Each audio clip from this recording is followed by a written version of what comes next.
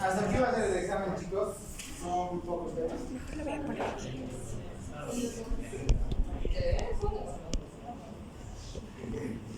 Como que sí, parece. Es que te va mal. Ya. Entonces, vamos a hablar hoy día de meningitis. ¿Ya? Entonces, ¿qué es la meningitis, chicos? Inflamación de las meninges. Inflamación de las meninges. ¿Y encefalitis? Así de facilito, ¿no? Eso va a venir pregunta del examen. Ya. Entonces, la meningoencefalitis es una enfermedad, es una patología mortal, ¿no? ¿Por qué? Porque si no se comienza un tratamiento de manera adecuada en el paciente pediátrico, específicamente, este va a llegar a un estado de coma y a un estado de muerte. ¿Ya? Por eso es necesario que ustedes aprendan, ¿para qué? Para que puedan ustedes ver, diagnosticar y hacer el tratamiento de manera oportuna y ya. Por eso es que es necesario que aprendan ustedes meningoencefalitis. ¿Ya? ¿Y qué es la meningitis? Es un proceso inflamatorio agudo del sistema nervioso central que afecta principalmente a las leptomeninges. ¿Y qué son las leptomeninges?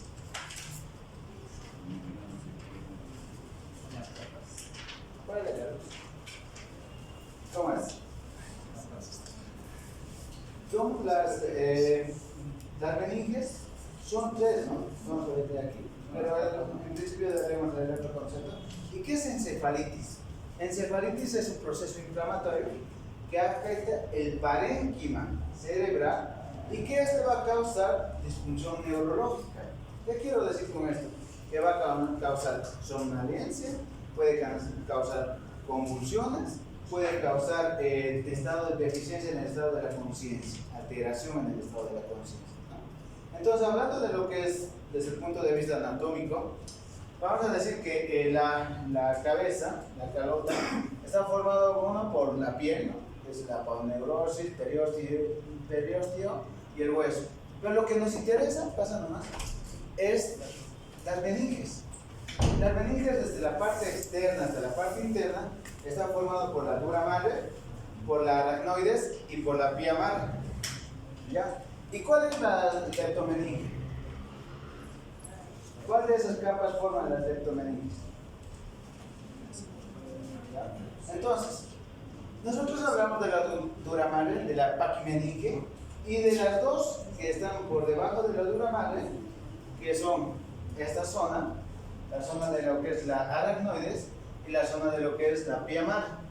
Esas son las leptomeninges. Entonces, nosotros lo que se va a inflamar cuando se produzca lo que es una meningitis es estas dos capas, la aracnoides y la pia madre, ¿ya? Y no así lo que es la paquimeninge. Ahora, es muy importante saber que esta enfermedad la coloco en rojo porque es una emergencia médica.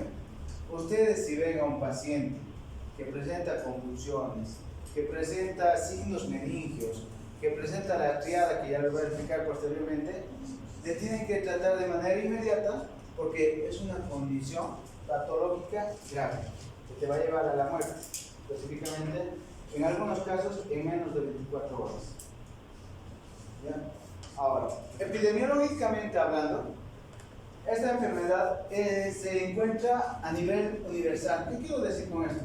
Que está en todo el mundo, ¿ya? Y que podemos tener aquí también meningitis, sí. En Bolivia hay bastante meningitis, sí. Y peor todavía con el caso de las pacientes o de las personas que dicen que las vacunas les causan otros problemas, está apareciendo nuevamente estas patologías que se estaban controlando, ¿no? Con las mamás, ¿qué les dicen? Antivacunas. Esas mamás antivacunas que lamentablemente están haciendo este problema, nuevamente se está viendo que los pacientes están viniendo con meningitis. Por eso es que es necesario que ustedes aprendan. ¿Y por qué? Esto se debe principalmente en los niños. ¿Por qué? Porque hay una inmadurez inmunológica. ¿Qué quiero decir? Que el niño cuando nace no tiene totalmente la inmunidad, ¿no?, que nosotros hemos adquirido con los años de contacto con las bacterias o los virus o los parásitos, ¿ya? Entonces, estos niños están con una inmunidad inmadura, ¿ya? Y otra de las causas más importantes es, como decimos ahí, la ausencia del esquema de vacunación en los pacientes pediátricos, ¿ya? Entonces, hay otras condiciones también que el niño presenta para que este pueda darse generalmente, como el defecto en el sistema de complemento, la disfunción esplénica y las fístulas del líquido cefalorraquídeo, que también te pueden producir una meningitis, ¿ya? Que epidemiológicamente hablando, vamos a decir que este se presenta en mayores de un mes, ¿no? En 5 personas de cada 100.000 habitantes, ¿no? El 80% de una meningitis es producto de ¿qué? Secundario a procesos bacterianos que ya se habían estado controlando, como el Haemophilus influenzae de tipo B, se controla a través de lo que es la vacuna, ¿no? Como el Streptococcus pneumoniae y como la Neisseria meningitidis.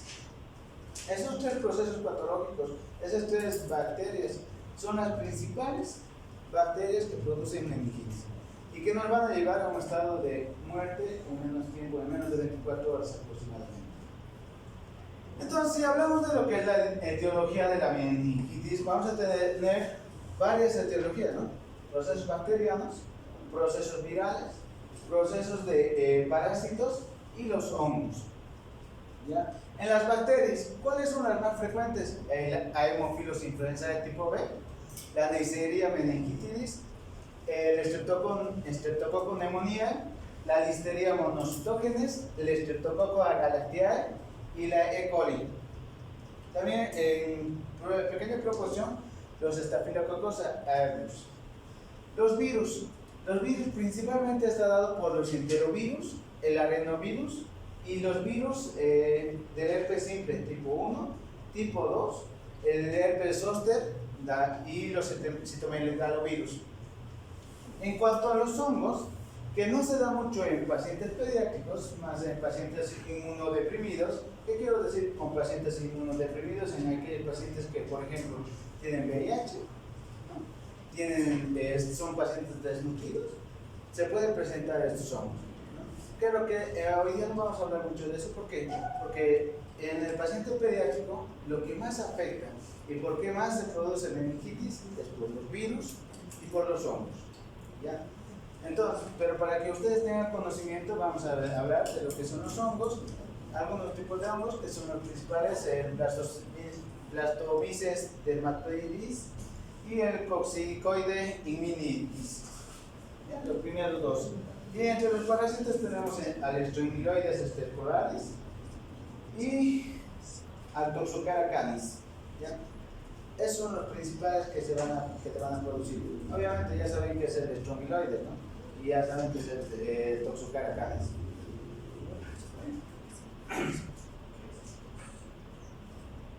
Hablando de lo que es la meningitis viral. Bueno, la meningitis viral es un proceso patológico que se da entre 10 y 20 casos por cada 100.000 niños al año, ¿ya? Es muy frecuente esta meningitis viral. ¿Qué más? La incidencia se da generalmente en pacientes menores de un año, en el primer pico, y el segundo pico en pacientes mayores de 5 años. ¿Qué más?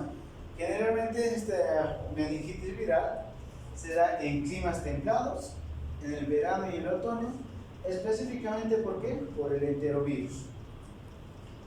¿Qué más? La encefalitis viral produce una inflamación del parénquima cerebral, a diferencia de una meningitis bacteriana que siempre va a afectar lo que son las meninges. ¿Qué más? Es una de las características muy importantes, los pleocitos, ¿no?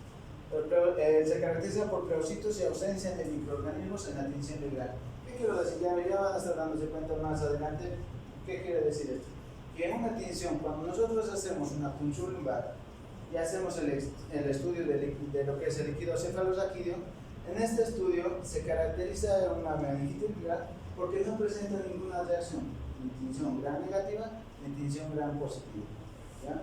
Y se caracteriza ¿por qué? Porque los pleocitos van a estar en aumento en el líquido cefalorraquídeo. Y lo principal, esta meningitis viral es autolimitada, ¿ya?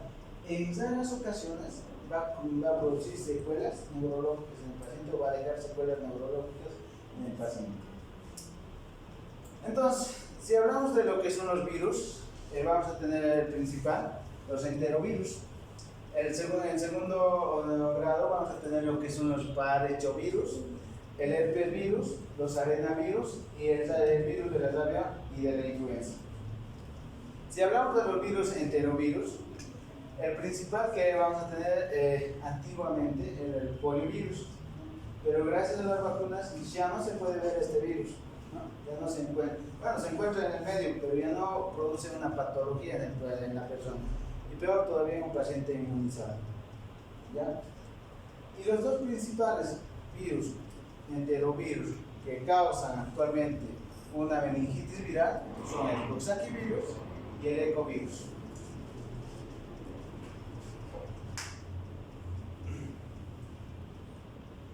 Ahora, hablando de lo que son los enterovirus, se dice que los enterovirus son el 85% de los responsables de lo que se produce o que produzcan una meningitis viral, ¿ya?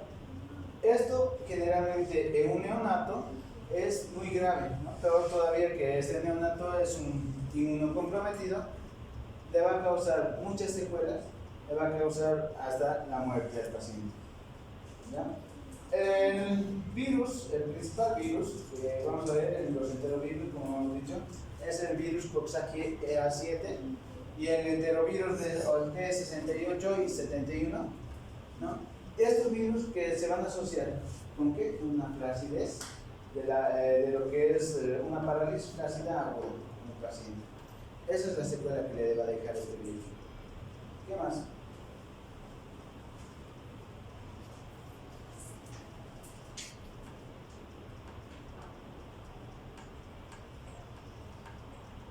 ¿Cómo es el mecanismo, el proceso patológico? El virus ingresa por la vía, por la boca, llega hasta lo que es el sistema gastrointestinal, se une a lo que son las células enterocíticas o a los enterocitos, y estas células atraviesan hacia lo que es el revestimiento intestinal.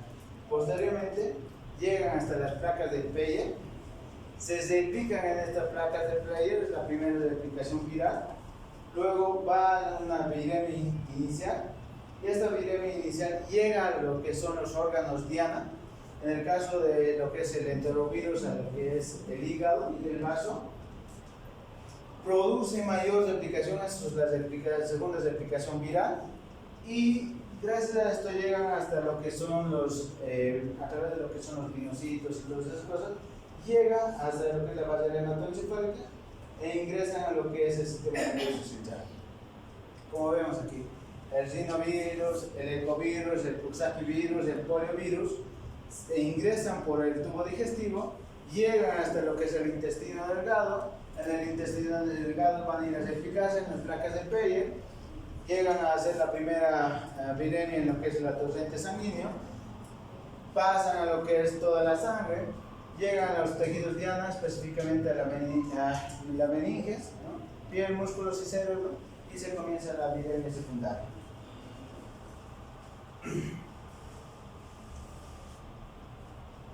Entonces, el otro virus que vamos a tomar en cuenta es el parhechovirus, ¿no? Este virus es un picornavirus, el serotipo es el 1 y el 3, es el principal causante de lo que es la meningoencefalitis, generalmente en los lactantes y niños mayores, ¿no? Puede mostrar signos abdominales y un síndrome similar a lo que es el sepsis. Si ven esta imagen, es una imagen característica de lo que es el parhechovirus. ¿Qué quiero decir? Hay como guantes en las manos, guantes eritematosos en las manos y guantes eritematosos en los pies.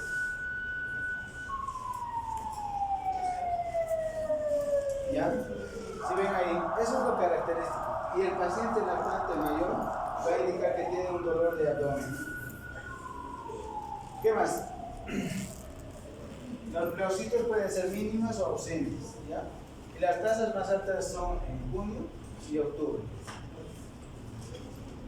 Entonces, el otro virus son los arbovirus.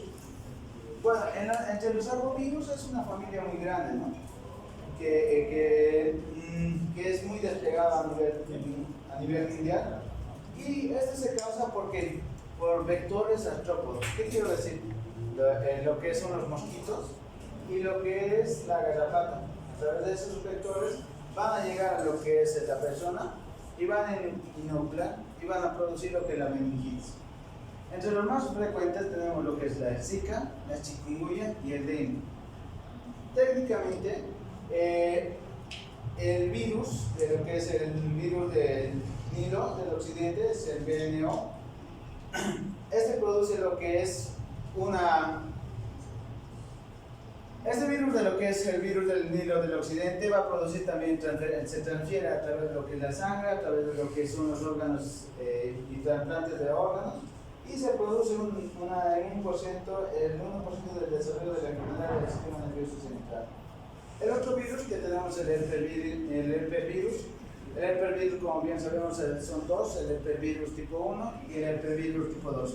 El herpesvirus tipo 1 se transmite de forma directa a través de lo que son los besos, a través de lo que son las salivas, a través de lo que son las gotitas de fluye, ¿no? Que van a atravesar a lo que es el paciente, y este va a presentarse generalmente en países desarrollados, ¿no? Entre el 70 al 80%, y este es el agente frecuentemente en un paciente pediátrico que ahorita va a producir una necrosis esporádica, ¿no? en el encéfalo. Es la característica de lo que es el virus. El herpesvirus simple 2 adquiere el principal contacto a través de lo que es el sexo. Se presenta el 75% de las infecciones neonatales por transmisión vertical. ¿Qué quiero decir con esto? Que la mamá le va a transmitir de forma vertical a lo que es el paciente. La tasa de incidencia perinatal es del 30 al 50%, y este te va a producir un tipo de meningitis Moyaret. ¿Qué quiero decir con la meningitis Moyaret? Que va a producir una meningitis recurrente, ¿no? Sana, otra vuelta enferma, sana, otra vuelta enferma. Va a presentar dolor de cabeza, fiebre y rigidez de lo que es la nuca. La característica es recurrente. Varias veces va a presentar el mismo cuadro clínico. Ahora, hay otros virus que no vamos a hablar en este periodo, pero son el virus del sarampión, el virus de la rubiola, los virus respiratorios, los rotavirus y el virus de la rabia. Y cuanto a lo que es la clínica, se caracteriza por una triada, ¿no? De la fiebre, rigidez de nuca y estado mental alterado. Ahora, la clínica de lo que es el paciente, generalmente este es autolimitado, como ya hemos dicho, y rara vez va a progresar a una afección que nos va a llevar a lo que es la muerte, ¿ya? En los niños mayores generalmente va a presentar fiebre, artralgias, dolor en lo que es la espalda, dolor retroorbital, ¿no? También vamos a tener lo que es letargo, irritabilidad. ¿Qué más? El niño no puede lactar, el niño no puede, está somnoliento, está irritado, ¿no? Entonces, todos esos cuadros clínicos se va a ver en el paciente, específicamente en los bebés menores de un mes. Vamos a ver lo que es la fiebre, irritabilidad, no puede comer o no puede lactar el niño, está somnoliento y está muy letárgico el paciente, ¿ya? En los niños adultos vamos a tener fiebre, dolor de cabeza, rigidez de cuello, sensibilidad de los ojos a la luz, ¿no? Somnolencia, náuseas, irritabilidad, vómitos, falta de apetito y letargo. El diagnóstico no voy a hablar mucho de esto. El diagnóstico en los procesos virales, siempre que se haga una punción lumbar, el líquido cefalorraquídeo se tiene que hacer un PCR, ¿ya? ¿Por qué? Porque no va a salir nada más alterado. ¿Qué más? Se puede hacer una serología, una biopsia cerebral, o sea, a veces ocasionalmente para poder determinar qué tipo de virus es. Se puede hacer un electroencefalograma, una resonancia magnética. En cuanto a la clínica, les voy a hablar más adelante lo que son los signos meningios. Entre los signos meningios que tenemos son el Kernig y el Brusicki. ¿Ya? ¿Saben qué es el Kernig? El Brusicki.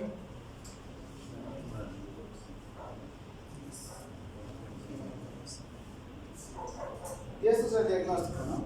A través de esta tablita se puede hacer el diagnóstico. Vamos a ver 3 parámetros: la alteración del estado mental, cada punto o cada signo o síntoma vale más 2 puntos, y la alteración en el electroencefalograma. Entonces, en el paciente vamos a ir a ver la alteración del estado mental, fiebre, convulsiones, focalidad neurológica, leucocitos más de 5 células por microgramo litro, inflamación del parénquima cerebral y alteración en el electroencefalograma. Que lo voy a hablar ahorita un poquito más después.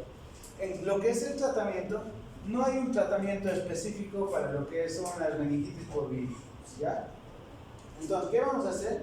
En los procesos de meningitis viral que se dan por el virus del herpes, podemos darle aciclovir, ¿ya? Pero que no se tiene datos exactos si este tratamiento es de manera adecuada o va a mejorar en el paciente, ¿ya? Pero sí se puede utilizar lo que es el aciclovir.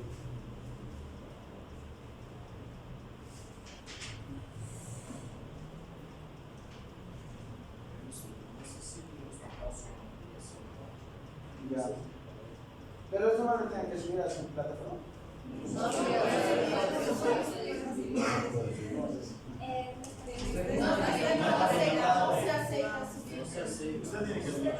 Usted tiene que confirmar.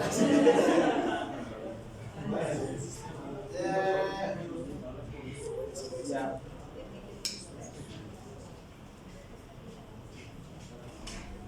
Ya, en cuanto a lo que es la prevención, como ya hemos dicho, son las vacunas, ¿ya?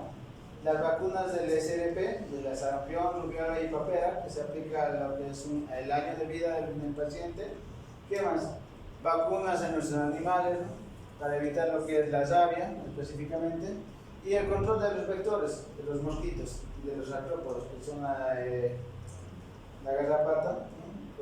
Ese tipo de controles tenemos que hacer para evitar que se produzca una meningitis viral.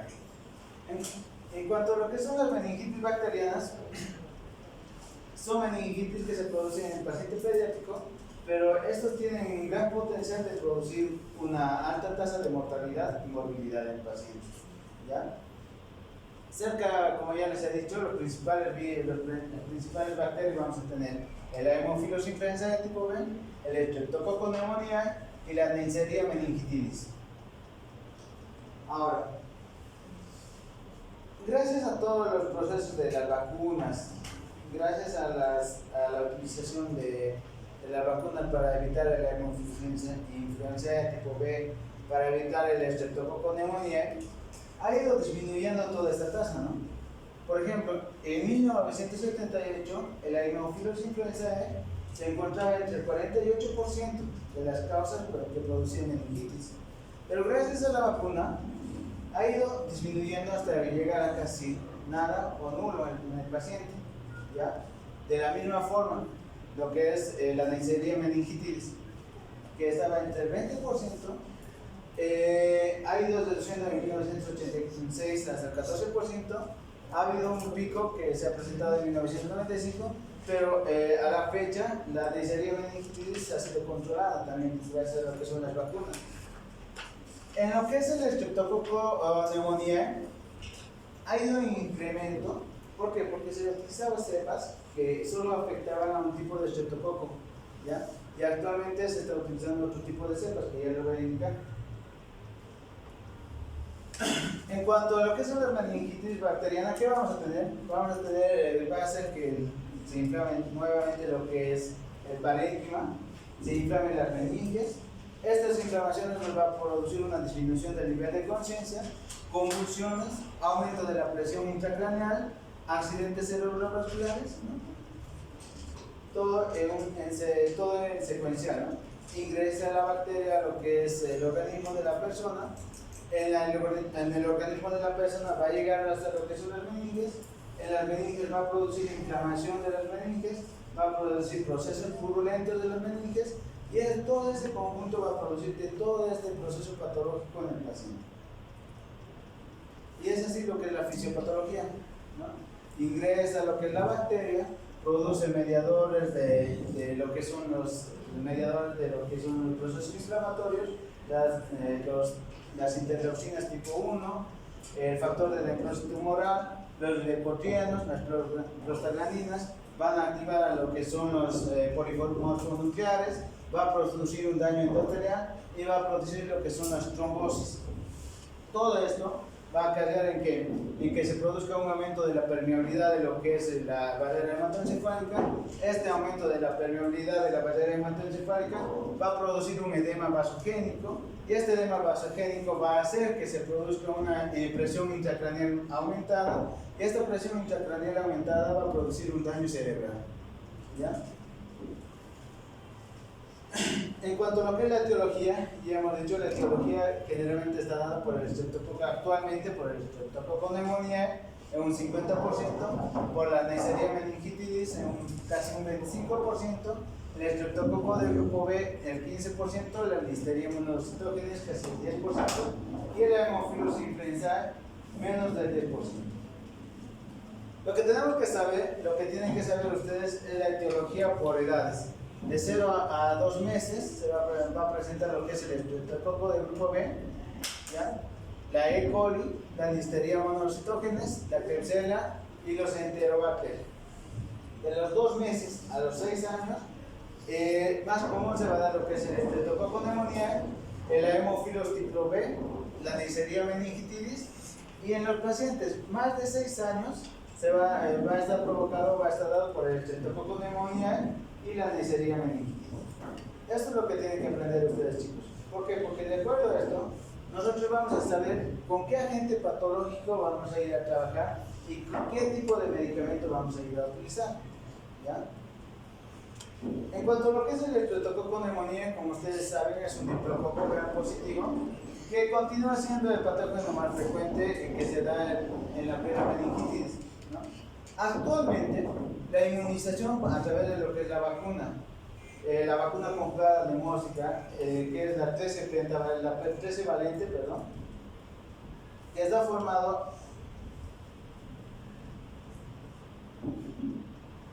formado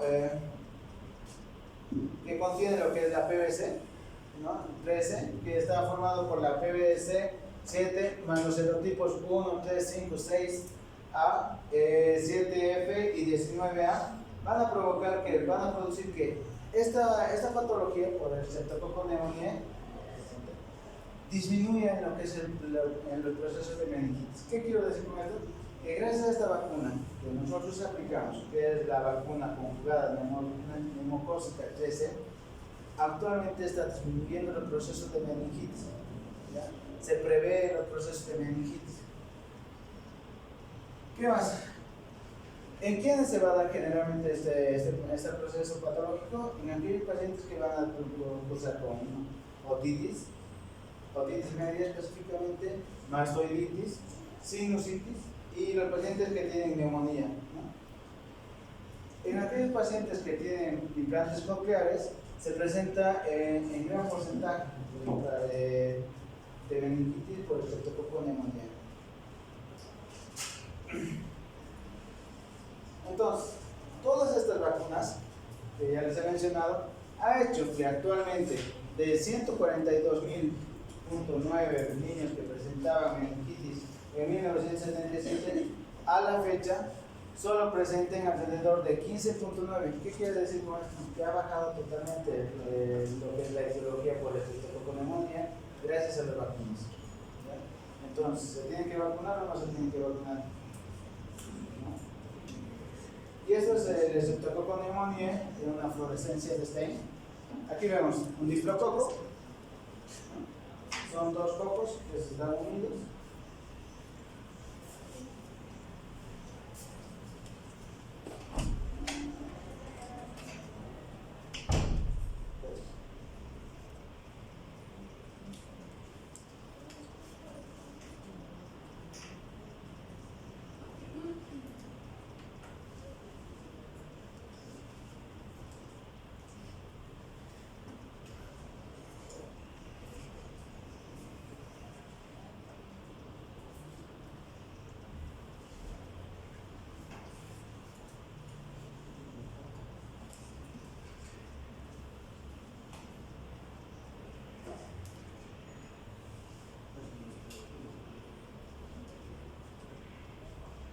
Ya. Entonces, el otro agente es la Neisseria meningitidis o el meningococo, que ustedes conocen, ¿no? Es un diplococo gram negativo, encapsulado.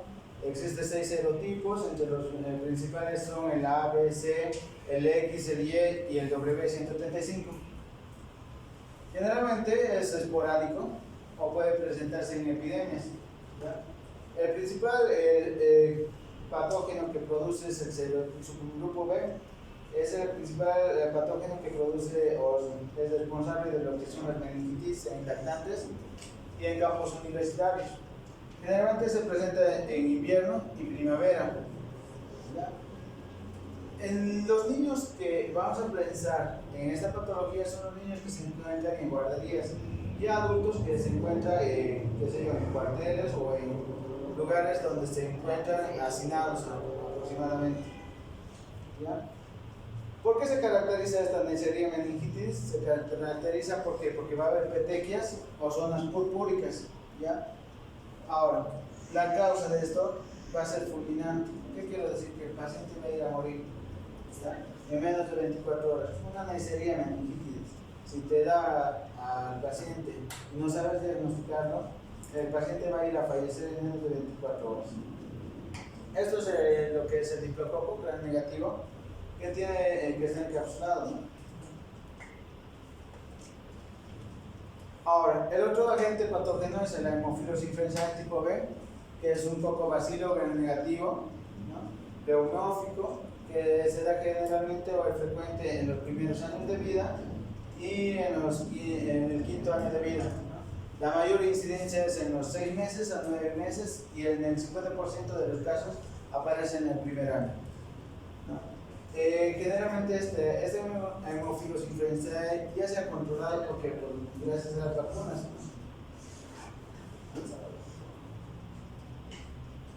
¿Cuáles son las manifestaciones clínicas? ¿Qué creen que va a presentar el paciente? Fiebre. Al principio de la patología, el paciente va a presentar fiebre, ¿ya? Que se puede confundir con ¿qué? Con procesos gastrointestinales. ¿Qué?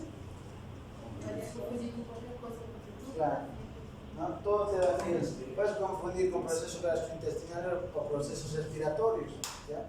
Después se va a dar signos casi inespecíficos del sistema nervioso central, como que letargia, vómitos, ¿no? Intolerancia o poca tolerancia a lo que es la lactancia, o el niño no puede lactar, no puede beber, es débil su succión, ¿ya?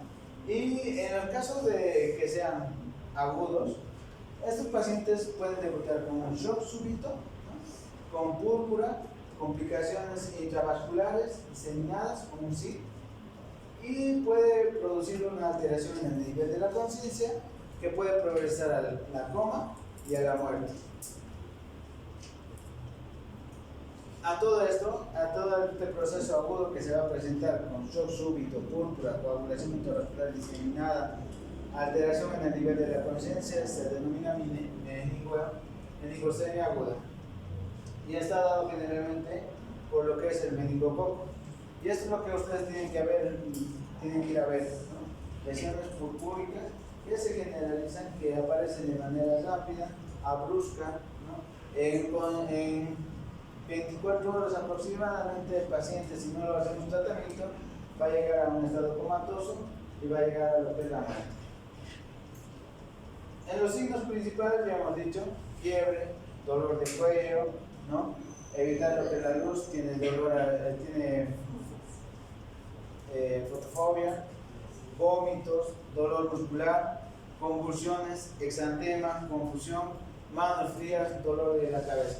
La actividad principal que ustedes tienen que saber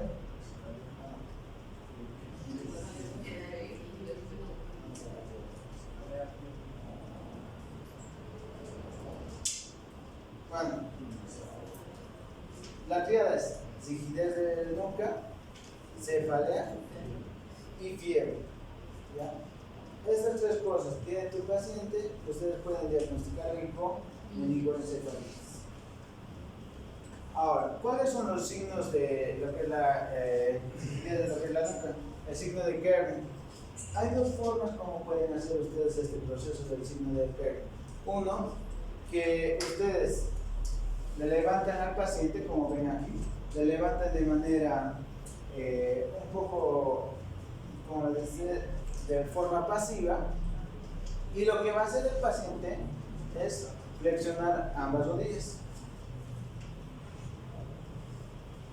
El otro método, que es el de abajo, ustedes levantan lo que es la articulación de la rodilla, como vemos aquí, y lo que te va a producir es una dolor en la extensión pasiva en lo que son las articulaciones de la rodilla en decúbito dorsal. ¿Ya? O sea, levantan el pie y lo que tiene que producirte es un dolor o a nivel de lo que es la rodilla o a nivel de lo que es la nuca. ¿Bien? Eso es el Kern. Y el Brusicki es esto que está mal el nombre. El Brusicki es, vamos a ir a flexionar lo que es la cabeza del paciente y lo que va a hacer debido a lo que es la irritación de lo que son las meninges, va a ir a flexionar lo que son las rodillas. ¿Ya? Eso es el Brusicki. O la otra parte, va a ir a flexionar un lado del pie y por ende, por la irritación de lo que es la meninge, el otro pie va a ir a flexionar. ¿Entienden? Kern, los pies se elevan y va a haber irritación a nivel de lo que es la rodilla, a nivel de lo que es la nuca o el cuello. ¿Ya? Brusicki, elevan el cuello y la irritación se va a manifestar en lo que es la rodilla, va a haber una flexión en la rodilla o va a haber lo que hacemos el otro. Elevamos un lado del pie y el otro lado del pie por la irritación va a ir a flexionarse. ¿Han entendido? ¿Sí? ¿Nos están entendiendo? ¿Bien? Esto es lo que tienen que saber, chicos. ¿Por qué? Porque es necesario ustedes que le hagan Kern y Brusicki al paciente que viene somnoliento, irritado, con un cuadro clínico de más o menos 24 horas de evolución, que presenta fiebre y cefalea. ¿Ya? Esos dos procesos, Kern y Brusicki. Ahora, en cuanto a lo que es el diagnóstico, nosotros llegamos al diagnóstico en base a lo que es la anamnesis. Vamos a ir preguntando al paciente, vamos a hacer el examen físico, todo lo que ya hemos dicho, los signos, si presenta el paciente más signos de irritación meningia, vamos a diagnosticar al paciente, pero también se puede preguntar lo que es nuevamente el estado de la vacunación, si el paciente tiene vacunas completas o no tiene vacunas completas. Es muy importante que ustedes coloquen eso en el expediente clínico, porque de acuerdo a eso vamos a saber si este paciente es necesario iniciar de manera rápida lo que son los antibióticos para lo que es la meningitis o no es necesario iniciar de manera rápida al paciente.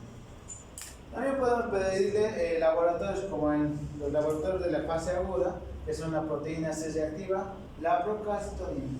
La proteína C reactiva te da lo que son los procesos inflamatorios y la procalcitonina te confirma que ese proceso inflamatorio está provocado por una bacteria que está causándole lo que es la patología al paciente.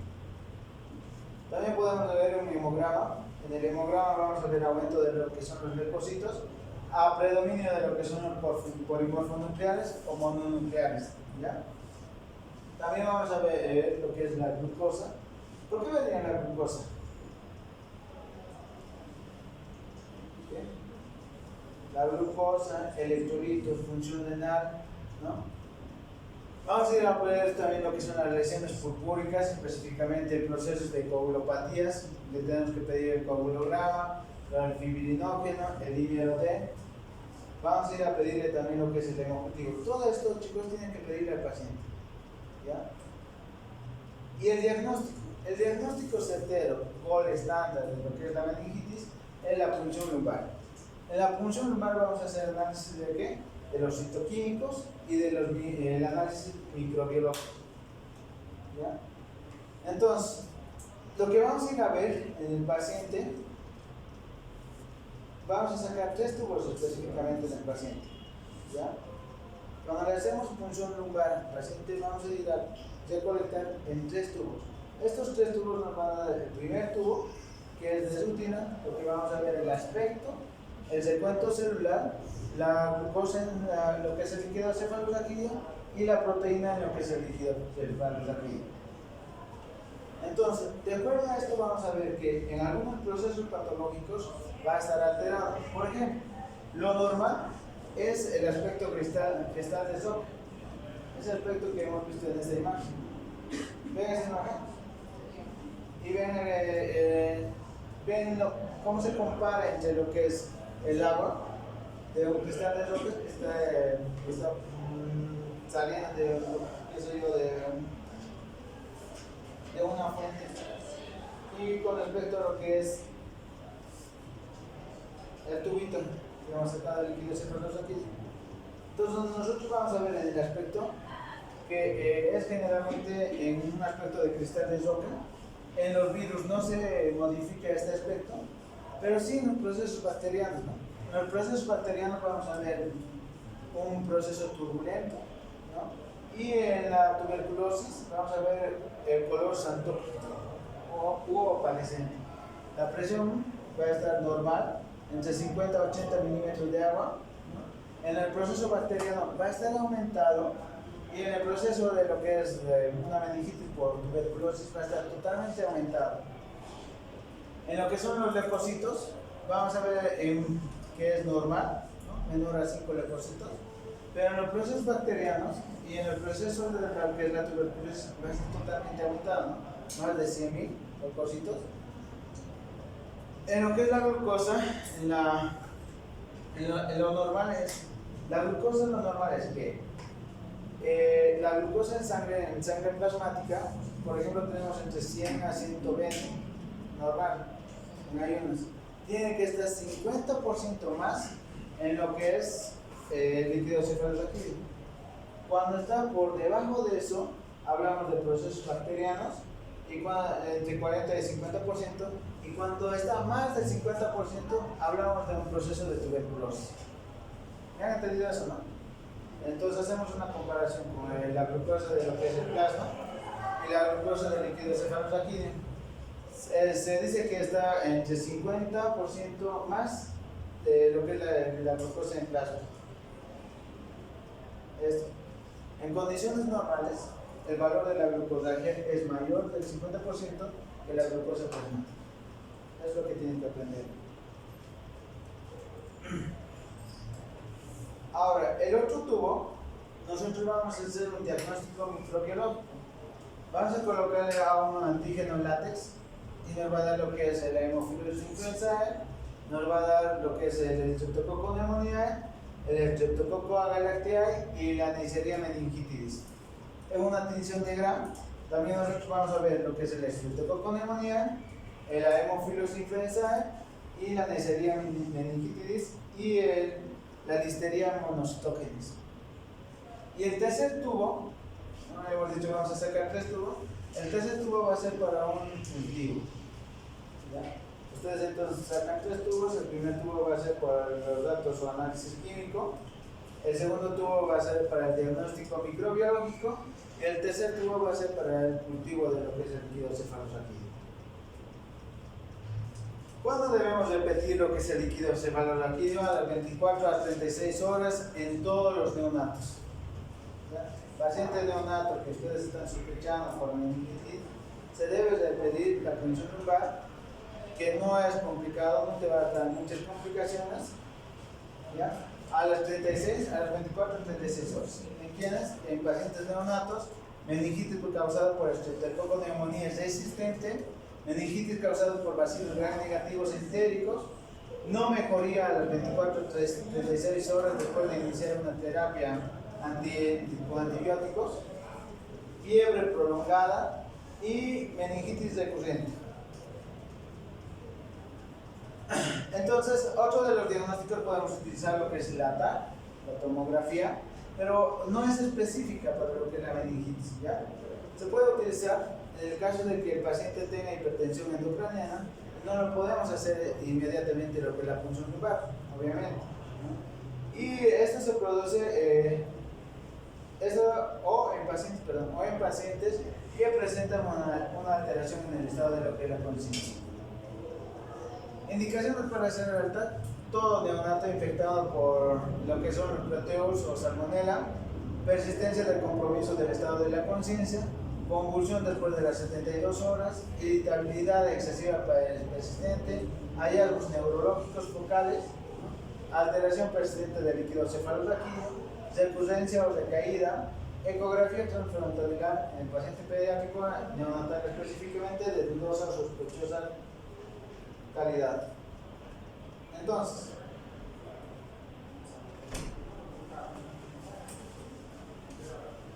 el tratamiento. Todo paciente que ustedes consideren que tiene o está cursando o piensen que está cursando con meningitis, ustedes hacen un tratamiento inicial con antibióticos, ¿ya? Directamente, de forma empírica. No es necesario esperar a hacer todo lo que hemos dicho, todo lo que el líquido cefalorraquídeo, la tomografía, la electroencefalograma, no es necesario.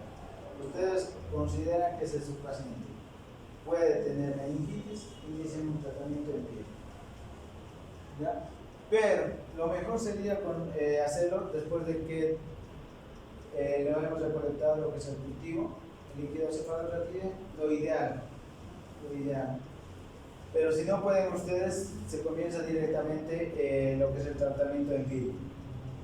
Ahora, en el tratamiento tenemos un tratamiento de sostén, un tratamiento antimicrobiano. El tratamiento de sostén, nosotros vamos a controlar los signos vitales, signos neurológicos, hemodinámicos, petequias y lo que es quimosis. ¿Qué quiero decir con esto? Ustedes tienen que abrir una hoja de monitoreo a su paciente y tienen que controlarle Glasgow, frecuencia cardíaca, frecuencias respiratorias, nivel de conciencia al paciente constantemente, por lo menos cada 2 horas. Entonces, a este paciente le tenemos que colocar en una cama, en reposo, con los pies elevados a 30 grados. También podemos utilizar lo que son los antitérmicos, analgésicos, anticonvulsivantes, ¿no? Tenemos que hacer el control de lo que es la glicemia, el control del ionograma y le tenemos que colocar líquidos al paciente, como ya hemos hablado, todo de líquidos. El tratamiento antimicrobiano generalmente es un tratamiento de vía parenteral y podemos utilizar lo que son las cefalosporinas de tercera generación. Entre las cefalosporinas de tercera generación tenemos lo que es la ceftriaxona. La dosis, anótense esto porque no van a encontrar en muchos libros, es de 100 miligramos kilogramo día cada 12 horas, dosis máxima 4 miligramos día. La cefotaxima a 225 miligramos a 300 miligramos kilogramo día cada 6 horas a 8 horas. Una dosis máxima de 12 gramos día. ¿Ya? Esa es la dosis. La dosis normal, ¿cuánto de la ceftriaxona? 1 gramo. Ya, pero esto es peletea. No saben. Hasta 50 miligramos kilogramo.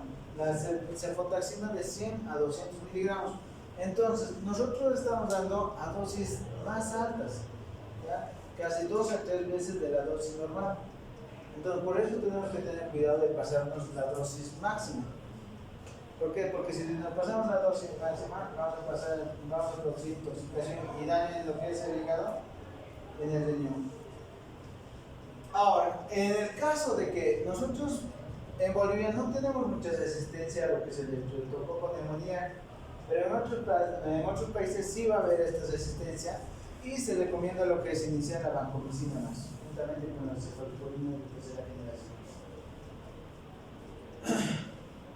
Ahora, cuando nosotros hemos hecho el cultivo de lo que es el líquido cefalorraquídeo y sabemos qué microorganismo es, podemos utilizar los antibióticos de acuerdo al microorganismo que encontramos o de acuerdo al agente patógeno que hemos encontrado. Por ejemplo, para la E. coli podemos utilizar la cefotaxima, ceftriaxona y la gentamicina. Para el Streptococcus agalactiae podemos utilizar lo que es la ampicilina. Para la Listeria monocytogenes podemos utilizar la ampicilina más la gentamicina. Para el Staphylococcus aureus podemos utilizar lo que es la vancomicina, y para el estreptococo neumonía también lo que es la cefotaxima y ceftriaxona.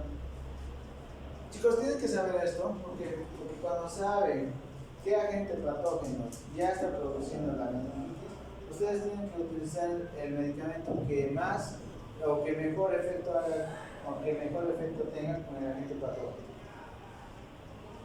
Aparte de lo que son los antimicrobianos, nosotros vamos a utilizar corticoides, ¿ya? ¿Por qué? Porque se ha demostrado que cuando nosotros utilizamos antimicrobianos, lo que son la cefotaxima, la ceftriaxona, lo que va a producir es que una lisis en las bacterias, y esta lisis en las bacterias va a producir citoquinas, y estas citoquinas van a producir lo que son la cascada de inflamación, ¿ya?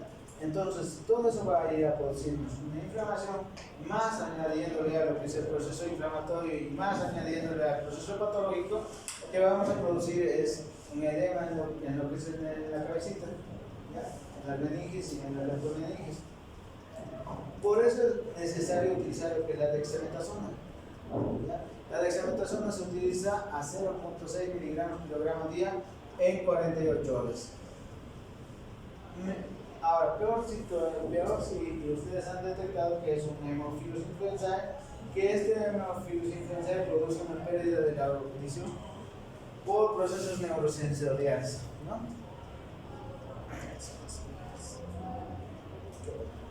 Ya. Eso es todo, chicos.